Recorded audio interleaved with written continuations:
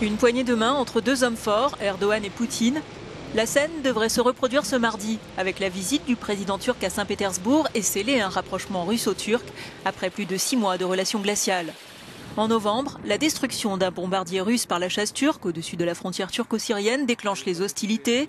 La Russie impose des sanctions à Ankara. La coopération stratégique dont le gazoduc Turk Stream est au point mort. Fin juin sonne la détente, avec la main tendue d'Erdogan à Poutine, qu'il accepte.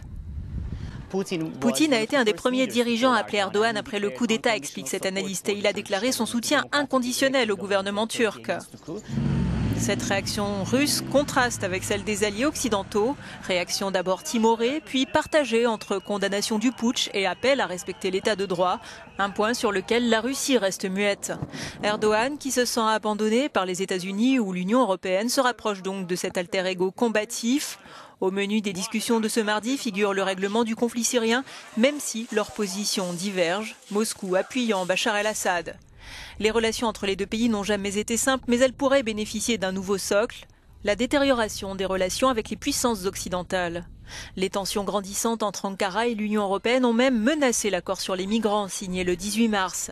Il prévoit que la Turquie s'engage à juguler les flux migratoires vers le vieux continent, en contrepartie d'une accélération des négociations d'adhésion à l'UE et de la délivrance de visas Schengen pour les citoyens turcs, une mesure qui tarde à être appliquée.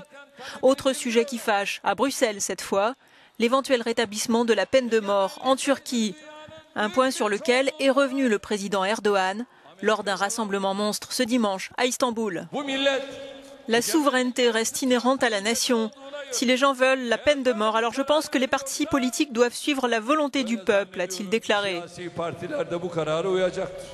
Reste à voir comment Bruxelles se positionnera face à la fermeté d'Erdogan, à son rapprochement avec Moscou et à la crainte d'une nouvelle crise migratoire.